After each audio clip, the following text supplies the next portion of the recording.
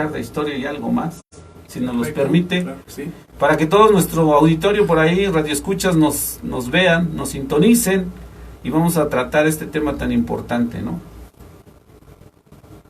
Bueno, pues muchas gracias, Stanislao, y a los integrantes de este proyecto de Cultura Sonora. Muchas gracias por la invitación.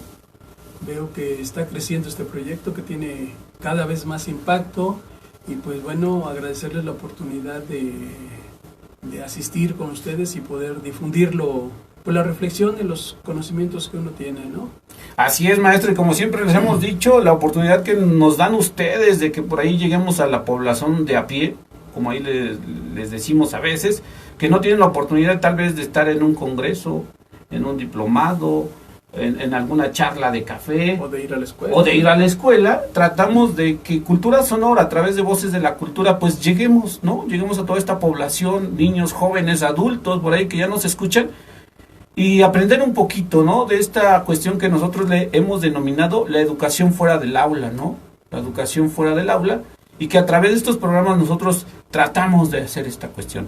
Vamos a leer parte del historial curricular del doctor para que más o menos pues, conozcan quiénes va a estar con nosotros. Genaro Reynoso Jaime es doctor, maestro y licenciado en Historia por la Universidad Nacional Autónoma de México, la UNAM, y por la Universidad Autónoma del Estado de México, licenciado en Ciencias Sociales por la Normal Superior de Querétaro, y también profesor de Educación Primaria por la Normal Rural Lázaro Cárdenas del Río de Tenería, Estado de México. Fue profesor de la primaria en diversas escuelas del Valle de Toluca, incluyendo Calimaya, por supuesto. Hice mis prácticas aquí. Ahí está. Entonces, pues también es conocedor de aquí de Calimaya. Entonces, pues no crean que traemos a cualquier persona aquí que nos acompañe, sino que también conoce no solamente los temas, sino el lugar aquí en Calimaya. Profesor de Educación Superior y Posgrado de la Universidad Pedagógica Nacional, Unidad 151, así también como profesor del doctorado en Educación e Intervención de la Unidad Pachuca de la UPN. También se ha desempeñado como docente de la licenciatura y posgrado de la Facultad de Humanidades. Ahí fue donde tuve la oportunidad de conocerlo. Y del Instituto de Estudios sobre la Universidad, así como profesor de la maestría y también doctorado en Derecho de la facultad respectiva. Entre sus producciones académicas hay bastante. Ya por ahí le andaba yo pirateando alguna obra que le decía yo, híjole, que ahí ya están en internet por si quieren consultar algunas de ellas, pero vamos a comentarles algunas de las que por ahí nos compartió. 2017, libro Los inicios de la cultura sindical en el Estado de México. 2019, capítulos Derechos humanos y necesidad de educación histórica y hacia la definición de la educación histórica y su papel en la formación humanística.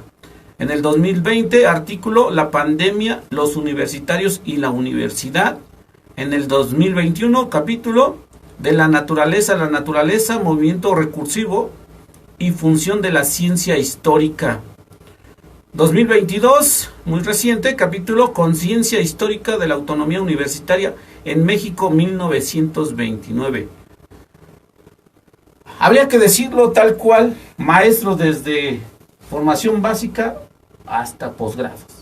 No podemos decir que la persona no conoce, por el contrario, tanto tiene la formación, tiene la especialización y sobre todo tiene la práctica de poder hablar sobre este tema que muchos nos ha llamado la atención, sobre todo, ahorita se los voy a compartir, porque de ahí que fue la invitación cuando lo escuché en una por ahí de las conferencias que dio en tiempo de pandemia, pero sobre todo por ahí que había un dato que ahorita les voy a compartir. Pero vamos a la primera pausa y regresamos para empezar con el tema de hoy, que espero que les guste a todos las personas por ahí que ya nos están sintonizando a través de la radio, a través de internet o a través de las redes sociales, a quienes les mandamos un cordial saludo por ahí. Recuerden de mandar sus saludos por aquí para compartir, ¿por qué no? También sus dudas, modelos de educación histórica en México. Regresamos.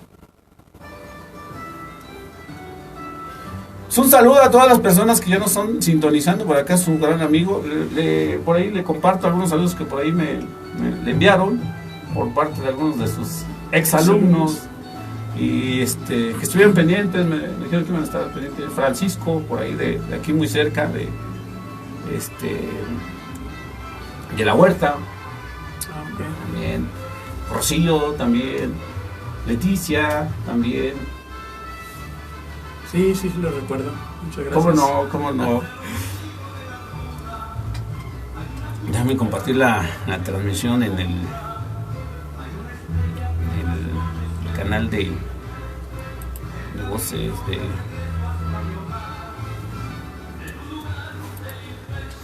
Aquí está, para que si quiere remojar la garganta. Gracias, Tanis. Porque si se desgasta uno aquí en un caramelo también. Porque de tanto hablar sí llega un momento que... ¿Y eso que te da no? Ajá. Ahorita te sueltas. Está nervioso el maestro. Poquito, lo normal. ¿Qué tal si se me lengua la traba? Seguramente puede pasar.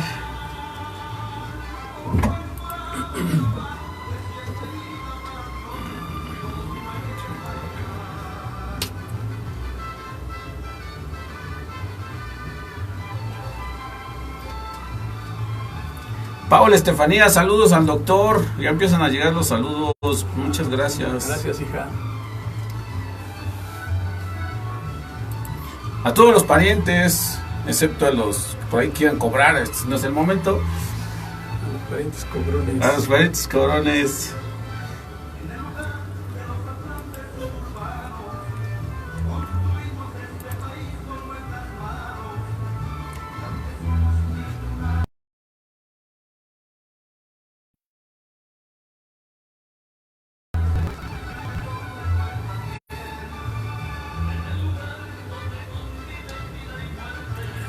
Recuerden que por ahí los invitamos a nuestra caminata con historia el próximo 19, el próximo domingo no va a haber programa, vamos a tener la caminata con historia aquí en Calimaya, entonces los esperamos a las 11 de la mañana, estaremos saliendo de ahí del reloj de aquí de Calimaya por si nos quieren visitar, acompañar.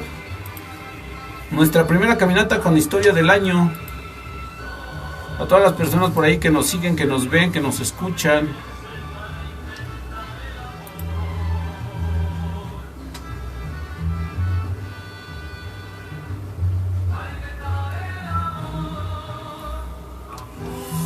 Aquí el trick es con el internet, que nos llega muy bajito, entonces lo pongo con datos.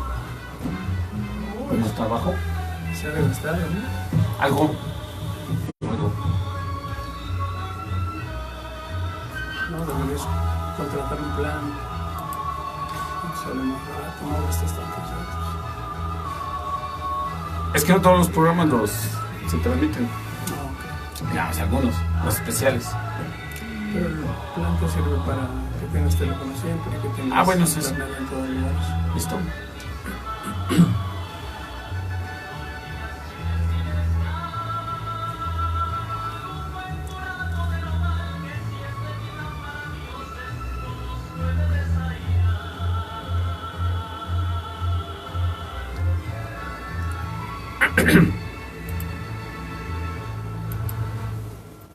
Ya estamos de regreso aquí en su programa Voces de la Cultura y les damos la bienvenida a todas las personas que se van incorporando a la transmisión, ya sea a través de la radio convencional, a través de plataforma por internet, Seno Radio por ahí, o también a través de las redes sociales de Cultura Sonora, Voces de la Cultura, que ya por ahí se está transmitiendo. Mándenos sus saludos por aquí para el doctor. Y la verdad que también le queremos mandar un saludo aquí a nuestro amigo Adelson, que siempre los domingos nos acompaña acá en los controles. Por ahí si escuchan esa musiquita, todo, pues gracias a él. Muchas gracias a Adelson, como siempre, que nos está apoyando. Hace unos años llegó a mis manos un libro, a quien le quiero agradecer a mi estimada Chela. Chela, por ahí muchas gracias por este libro que me compartiste, que se llamaba ¿Cómo se cuenta la historia a los niños alrededor del mundo?, del autor Mac Ferro. La verdad que en el momento me llamó la atención, porque pues ya habíamos pasado por una formación histórica, pero al final de cuentas seguimos aprendiendo. Y es algo que siempre les he dicho a quienes han sido mis maestros y a quienes voy conociendo a lo largo del tiempo, que les sigo siendo maestros porque sigo aprendiendo. Y precisamente algo me pasó curioso con usted hace unos días, donde charlábamos unos minutos y que fue de enseñanza nuevamente, de aprender algo, ¿no?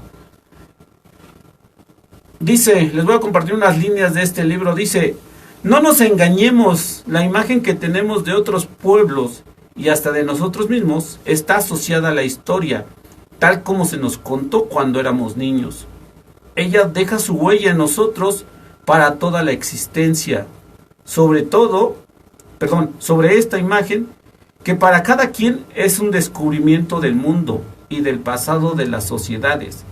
Se incorporan de inmediato opiniones, ideas fugitivas y duraderas, como un amor, al tiempo que permanecen indelebles las huellas de nuestras primeras curiosidades y de nuestras primeras emociones. Son esas huellas las que es preciso conocer y reencontrar, las nuestras, las de los demás, en Trinidad, como en Moscú o en Yokohama.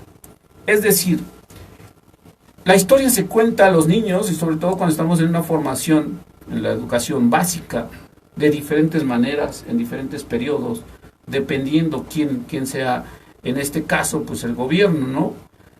Y precisamente quien conoce de este tema, pues es nuestro gran amigo, el doctor Genaro. Aquí nuevamente le damos la más cordial bienvenida, doctor Genaro Reynoso Jaimes. Gracias. Para estar abordando este tema de cómo es la historia a lo largo del tiempo. Porque al final de cuentas, ese es, como bien nos lo dice el autor, Marc Ferro, es la idea de cómo vemos a los demás, ¿no? Y sobre todo cómo nos vemos a nosotros mismos como mexicanos, y en este prácticamente paisaje cultural de sociedades, de tradiciones, de costumbres. Es interesante ese texto de Marc Ferro, precisamente porque es una de las primeras investigaciones sobre este tema de cómo se enseña la historia y qué provoca la historia en la formación de la infancia o de la adolescencia, de la juventud. Es una forma de abordarlo, él fue pionero de ese tema. Yo he conceptualizado, digamos, otra forma de entender este asunto de cómo se enseña historia, y he generado el concepto de educación histórica, porque cuando hablamos de escuelas hablamos del gobierno, cuando hablamos de gobierno hablamos del Estado, es decir, hablamos de una etapa de desarrollo en la que hay una sociedad compleja donde hay un Estado que dirige, que organiza, que decide, que hace con la decisión de la población a través de los cuerpos políticos que surgen de las elecciones. Entonces, por eso lo he, convertido en esa idea de modelo de educación histórica, ¿no? Entonces, pues el tema es interesante, es importante que sepamos lo que aprendemos, porque lo que aprendemos en la infancia, pues nos sella para toda la vida, nos estructura para toda la vida. Y entonces, si eso que aprendemos en la escuela tiene una intención, pues vamos a vivir dominados o bajo la conducción de esa intención que se le impregnó a eso que nos enseñaron en la escuela. Por eso es importante reflexionarlo, porque si es negativo para la propia población, pues es importante conocerlo para desmontarlo, para liderar. Eso podría ser un yugo. Cuando las sociedades son felices, la gente es feliz con eso que aprendió, pues bueno, a lo mejor no habría que desmontarlo, sino al contrario, habría que retroalimentarlo. Por eso hablo de modelo de educación histórica. Efectivamente, y a veces es necesario detenerse a analizar cómo se nos ha enseñado la historia en el caso de México a través de los sistemas educativos, pero no solamente cómo, sino para qué fin, con qué objetivo, con qué herramientas, porque todo eso a veces nos lleva a poder entender nuestra realidad. Recordemos que, como dice por ahí un escritor, las matemáticas 2 más 2 son 4, pero en el caso de las ciencias sociales es un poco más complejo, porque lleva una carga ideológica, lleva un objetivo claro, ¿no? Y eso nos damos cuenta cuando por ahí surge la pregunta: ¿y para qué me va a servir? ¿No? Y de eso, pues precisamente vamos a platicar con nuestro gran amigo, el doctor Genaro. Y precisamente, entonces, ya más o menos nos quedó claro qué son los modelos, ¿no?, de educación histórica, y para poder entenderlos. ¿Cómo surge esto? ¿Cómo lo podemos entender? Por ejemplo, los papás a veces no saben, por ejemplo, hace unos años que incluso querían quitar la historia dentro de la currícula, ¿por qué lo querían hacer, ¿no? A veces no lo entendemos, es más, ni lo cuestionamos muchas veces, ¿no? Pero, ¿cómo lo podemos ver, maestro? Bueno, en la enseñanza de la historia, o en la educación histórica, como yo le llamo, quizá lo más importante y lo fundamental son las intenciones de enseñar esa asignatura, ese conocimiento o esa materia, las intenciones, y lo demás, que son los instrumentos, tú dijiste, los libros, las clases diarias, las tareas, las actividades de reforzamiento, todas esas están subordinadas a el que se quiere lograr. Por eso es importante hablar de modelo de educación histórica. Digamos, en la época moderna, digamos, en los últimos 3 siglos, podemos detectar dos grandes intenciones que se diferencian, ¿no? La primera es, digamos, hasta el siglo XIX, durante el final del siglo XIX y mediados del siglo XX, la intención de enseñar historia, es decir, todas las escuelas de todo el mundo moderno, de todo el mundo occidental, tenían como intención formar a los ciudadanos. Es decir, que que los individuos que iban creciendo se sintieran pertenecientes a la nación, que los mexicanos nos sintiéramos mexicanos, ¿no? Que los colombianos se sintieran colombianos, que los franceses se sintieran franceses. Es decir, generar ese sentimiento de unidad, esa ideología de unidad nacional. Pero de mediados del siglo XX hasta la época presente, el otro modelo es enseñar historia, educar históricamente, pero para generar ciudadanos del mundo. Esta es una idea que pudiera verse, digamos, de forma positiva. Sin embargo, la intención de formar ciudadanos del mundo tiene que ver con un interés económico de la globalización. Es decir, en la medida que el capital se globaliza y conquista otras regiones que no habían reportado la ganancia al sistema capitalista mundial, pues ahora se integran, y para que los ciudadanos del mundo se sientan bien en ese mundo globalizado, intercultural, que se comunica a partir de la compra, ¿no? De la compra de las mercancías. Es decir, en el fondo se trata de formar consumistas, y para formar consumistas pues hay que generarles una ideología consumista, y esto es: consumamos todo lo que se produce del mundo. Entonces, formar ciudadanos del mundo con la historia, con el conocimiento histórico, y ya no ver el mundo, que somos de Calimaya, entonces vamos a fomentar la historia de Calimaya y solo sentirnos calimayenses, ¿no? O del Estado de México sentirnos mexiquenses, o de México sentirnos mexicanos. No, hay que sentir esa sensación de estar en Chicago, de estar en Nueva York, de estar en Lisboa, de estar en París, de estar en todas partes, y sentirte entonces perteneciente a la humanidad.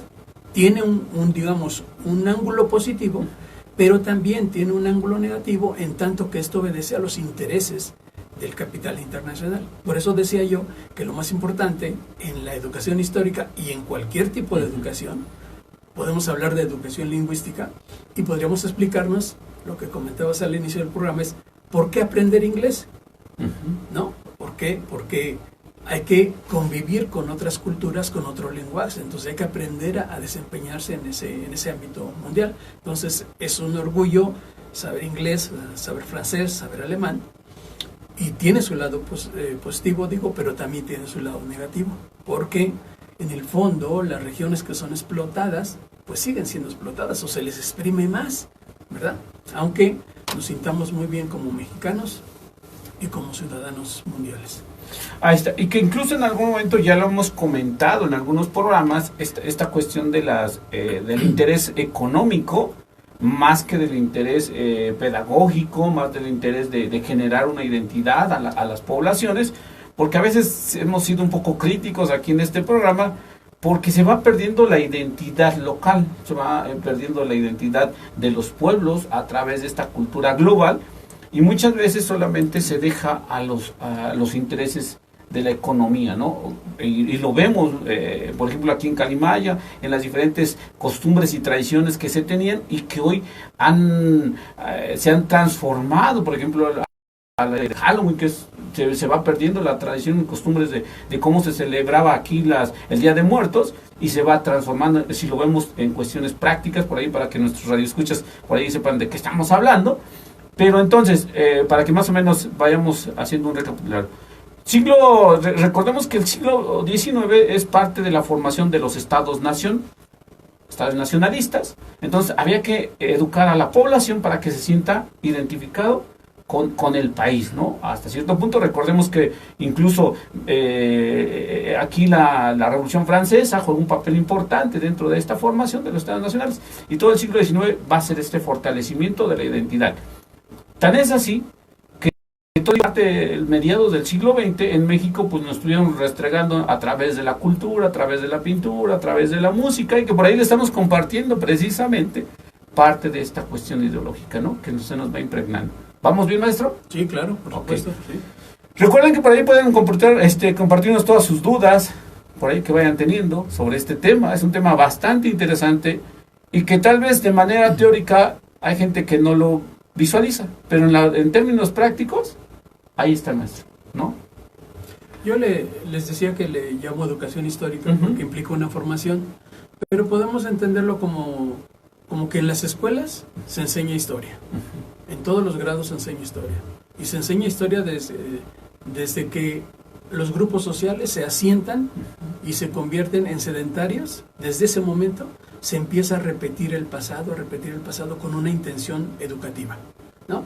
Entonces, bueno, toda sociedad compleja con un sistema económico requiere de un sistema cultural, es decir, una serie de creencias que se fomentan en la población para estar acorde con ese sistema económico. Entonces, digamos, si revisáramos la historia de México, pues podríamos rescatar del planteamiento de autores que las culturas prehispánicas, recuerden que hay un proceso de desarrollo, que llegan los migrantes de Asia, van formando las culturas, hasta el momento en que llegan los españoles y encuentran el Imperio Azteca. O sea, hay un proceso muy largo, 50,000 años, y en ese periodo, pues encontramos que esas culturas como el Imperio Azteca, o sea, tenía un sistema económico, pero también tenía un sistema cultural. Y en ese sistema cultural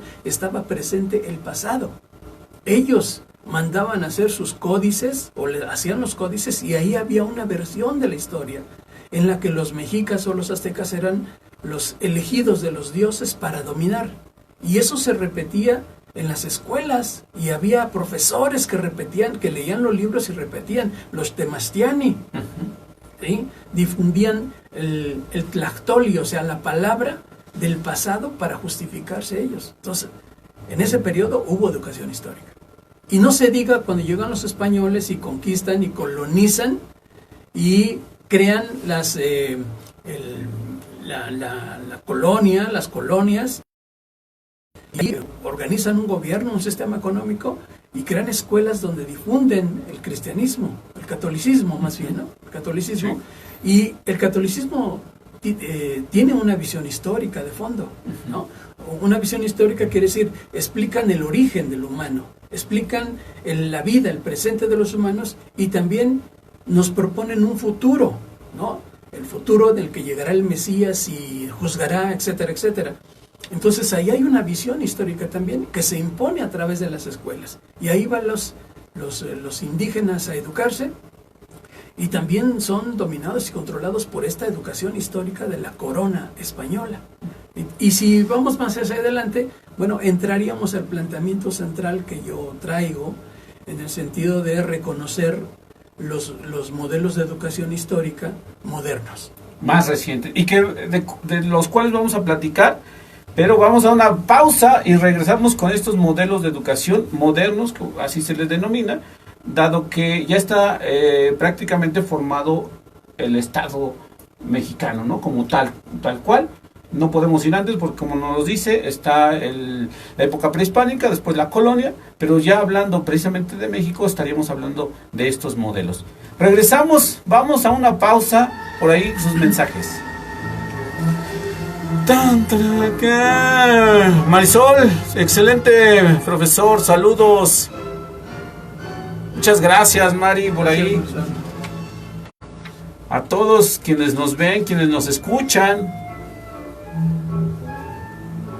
Muy interesante. Se apasiona uno. Pregúntame a mí. ¿Cómo? Sí, no, está bien. Cada programa tratamos de poner música que vaya acorde al tema. En este caso, pues, la música también da forma, ¿no? A la cultura, a la ideología. Una educación musical también. Sí.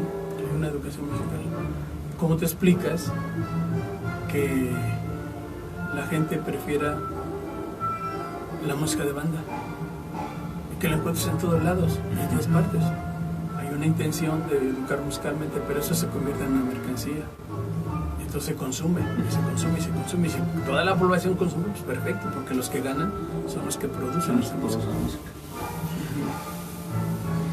Aquí en Detalle con la Música tratamos de poner también diversidad en la música. Está bien, eso me parece bien. De todo, incluso se han visto bandas de rock de aquí de los pueblos cercanos, de todo, tríos, por ahí. ¿De mariachi? De mariachi. Se cotizan, mis amigos mariachis, acuérdense que luego se cotizan. Sí, pero pues aquí también de vez en cuando vienen. Sí. Es un poco complicado lidiar con ellos, diría yo.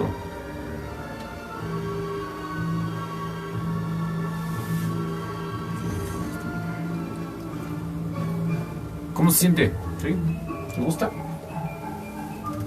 Bien. No arrastra, ¿no? Uno el ambiente.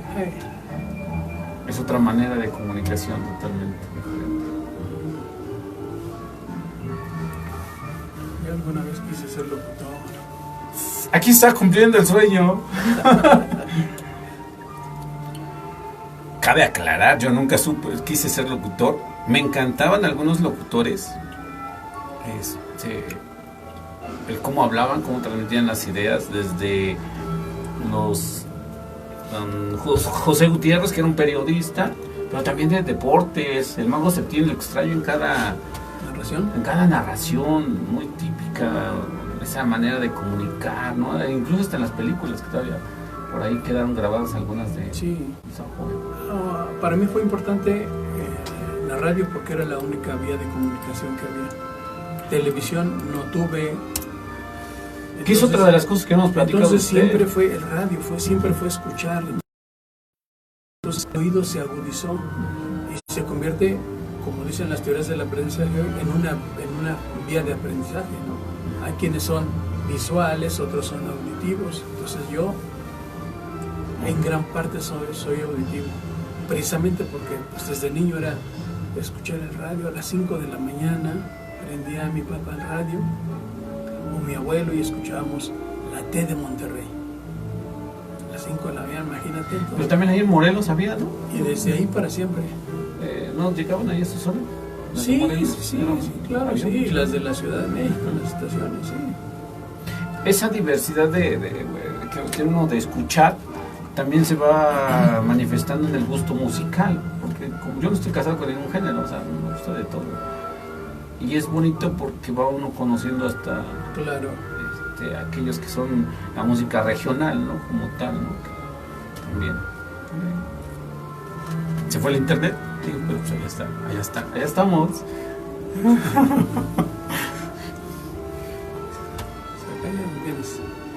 No, aquí se plasma. Pues no pasa nada.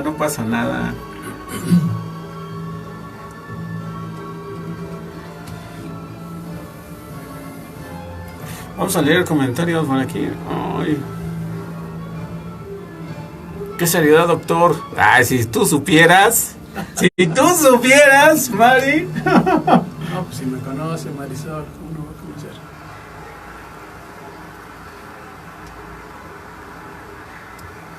Ya estamos de regreso aquí en su programa cultural, Voces de la Cultura a través de Cultura Sonora. Somos diversidad a través del 100.3 de FM, Cultura Sonora.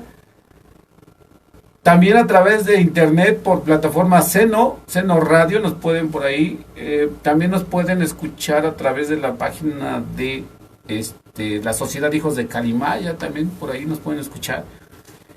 Y quienes ya están acostumbrados a través de las redes sociales, pues ahí nos pueden ver y escuchar.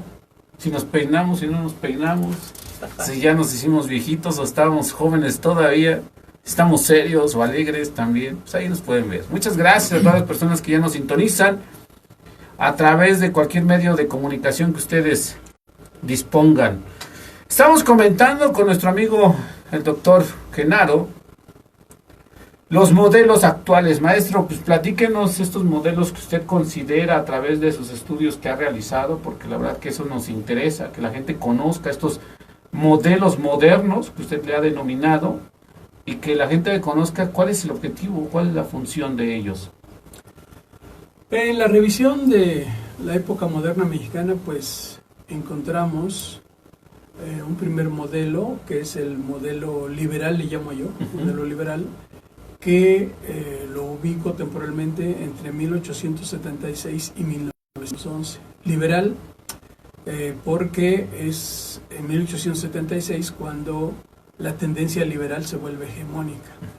Recordemos que durante el siglo XIX, después de la independencia, pues hay una lucha entre dos bandos, el conservador y el liberal, y finalmente 1867, en el Cerro de las Campanas, Maximiliano es fusilado y con eso termina la guerra entre liberales y conservadores, y los liberales controlan el Estado, controlan el gobierno y comienzan a tratar de construir pues su idea de nación mexicana, ¿no? Luego tenemos entre 1911 y 1973 lo que llamaríamos el modelo revolucionario. Es aquel en el que quien define la política educativa y por lo tanto qué se enseña de historia es el gobierno emanado de la revolución. Digamos, los carrancistas que luego se convierten en el PRI hasta 1973, cuando se les agota sus formas de control y vienen efervescencias populares. Y entre 1973 y 1993 hay un intento como de mantenerse en el poder, modificando algunas cosas, y entonces entre ellas lo que se modifica es la educación. Entonces ahí hay un modelo, aunque es de 20 años, que yo le llamo un modelo populista, 1973-1993. Y de 1993 a la fecha, a la actualidad, a pesar de que haya habido cambio de gobierno, todavía digo yo que prevalece el modelo neoliberal cosmopolita, así le llamo yo. Puedo, pues un poquito más adelante, si quieren, explicar cada uno de ellos. Y digamos que hay algunas, al final de este modelo, los años más recientes, encontramos algunas alteraciones. Por ejemplo, la pandemia, ¿no? 2 años de pandemia, pues tuvo un impacto en la educación, y por supuesto que tuvo un impacto en la educación histórica, entonces tiene sus características que es importante señalarlas. Y hoy hay un modelo de educación histórica en construcción, en ciernes, porque el presidente actual propuso una reforma de la Constitución en el sentido educativo.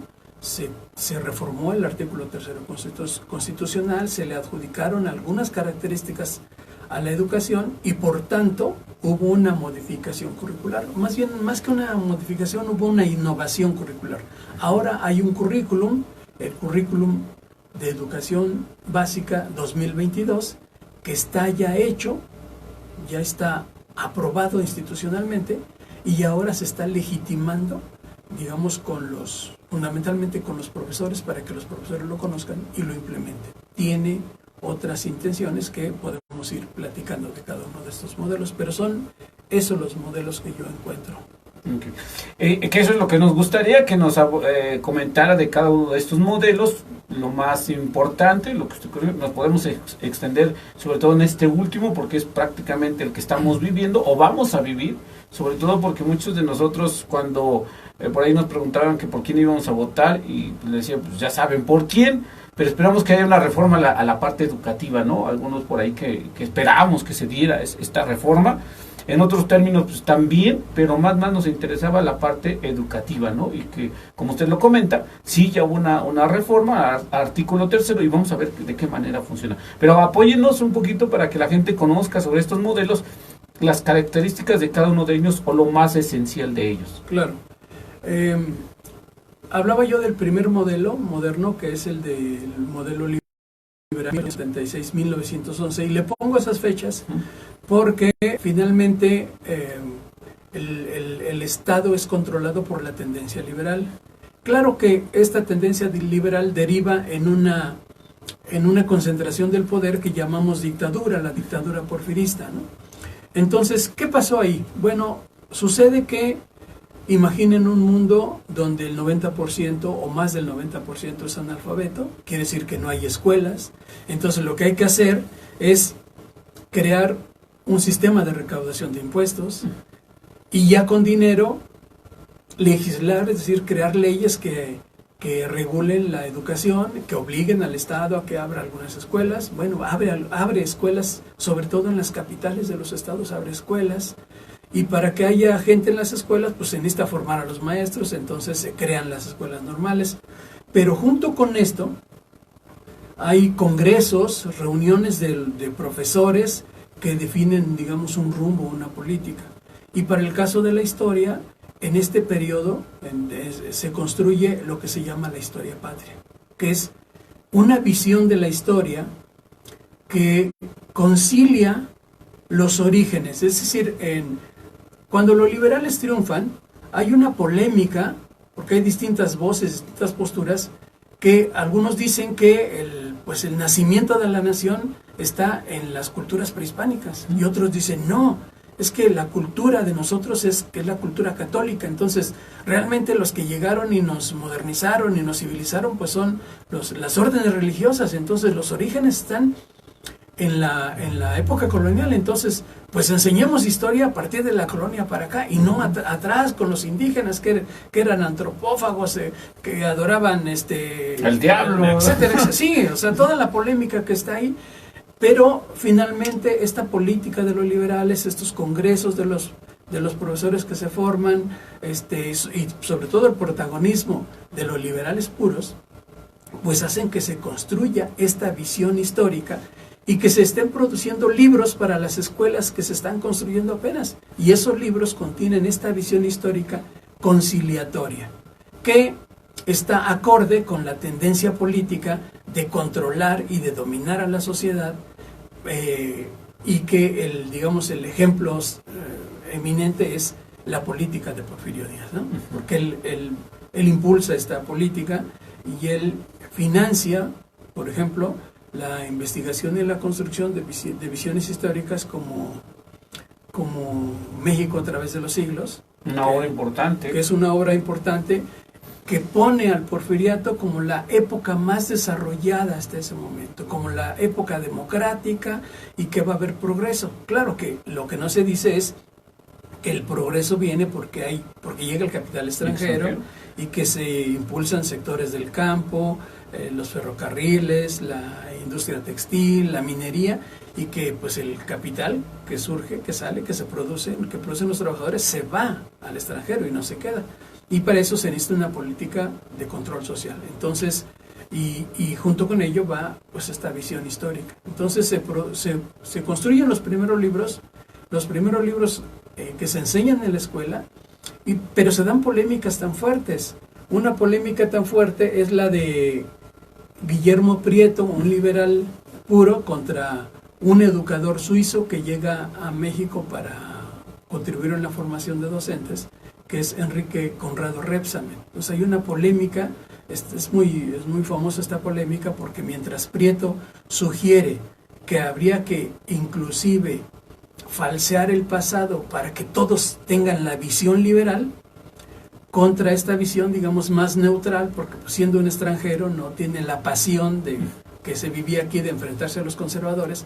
Y entonces Rebsamen propone un método, hay un libro que está en internet, un libro que él propone donde habla de los métodos de enseñanza de la historia con una intención un poco más neutral, sin que esto quiera decir que se salga del canon, de que había que construir una nación de historia patria, que todos se sintieran hijos de México y por tanto pues adoradores de esa idea de nación. Entonces la historia patria es la característica de este modelo liberal. La historia patria, y así está en varios textos, hay varios títulos que hablan, todavía los ponemos por ahí, de historia patria. Esa es la historia de ese modelo. Y que efectivamente a veces todavía sigue vigente en algunos maestros, se sigue enseñando como tal, la patria es primero, la patria, la vida por la patria, y que en algún momento incluso sigue vigente en algunos sectores de la población, ¿no? Así es. Pues digamos, viéndolo un poco críticamente, diríamos que la idea de nación le conviene a alguien, o a algún sector le conviene que todos nos sintamos mexicanos y que estemos dispuestos a envolvernos en la bandera y lanzarnos al vacío, ¿no? Pero eso es una idea extrema, porque es una ideología, porque finalmente la sociedad de esos tiempos era una sociedad totalmente, dividida entre un sector muy rico de hacendados vinculados con el capital extranjero y la gran cantidad de la población analfabeta y pobre que era explotada en estos centros de trabajo de los extranjeros, ¿no? Y sobre todo que pues recordar que tenemos este pasado, como bien dice, dividido en ideologías, en población, en cuestiones económicas también, y ese es el arrastre que se viene teniendo. Entonces hay que construir, hay que, como usted bien lo plantea, hay que tratar de unificar a la población mexicana a través de la educación, y qué mejor que a través de la historia, ¿no? Así es. Okay.